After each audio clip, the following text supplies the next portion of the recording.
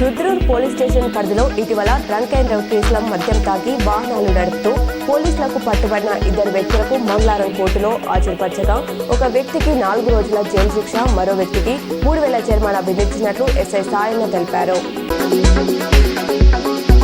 కుటుంబాన్ని పోషించే ప్రధాన సంపాదకుడు మరణిస్తే బాధిత కుటుంబానికి జాతీయ కుటుంబ ప్రయోజన పథకం ద్వారా ₹20,000 ఆర్థిక సాయం వస్తుందని రుద్రూర్ తహసీల్దార్ తారాబాయి మంగళవారం వేటు న్యూస్ కి తెలిపారు. పోతిరెడ్డిపేట మహారాజ్ జన్మించిన స్థలంలో వసతి గృహాలు, కళ్యాణ మండపం ఏర్పాటు చేశారు. కాబట్టి దీని సందర్భంగా గురు చరిత్ర పారాయణము, భజన కార్యక్రమంలో అత్యంత వైభవంగా నిర్వహిస్తున్న గ్రామ సభ్యులు, గుడి కమిటీ సభ్యులు వైభవంగా అన్నదాన కార్యక్రమాలు నిర్వహించి భక్తుల ఆశీస్సులు తీసుకుంటున్నారు.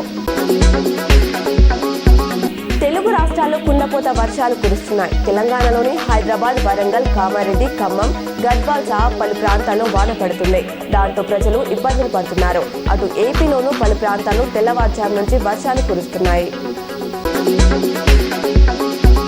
వేల్పూర్ మండల కేంద్రంలోని చౌడేశ్వర మాత ఆలయంలో భజన కార్యక్రమాలు నిర్వహించారు. అనంతరం వారు మాట్లాడుతూ ప్రతి సంవత్సరం రాఖీ పౌర్ణమి రోజు నుండి ప్రత్యేక పూజా కార్యక్రమాలు నిర్వహించడం జరుగుతుందని తెలిపారు. రానున్న 72 గంటల్లో భారీ నుంచి అతి భారీ వర్షాలు కురిసే అవకాశాలున్నాయని వాతావరణ శాఖ చేసిన హెచ్చరిక నేపథ్యంలో అందరూ అప్రమత్తంగా ఉండాలని కలెక్టర్ వినయ్ కృష్ణారెడ్డి సూచించారు. కామారెడ్డి జిల్లా కామారెడ్డి మండలం తిమ్మక్పల్లి గ్రామంలో విషాదం చోటు చేసుకుంది.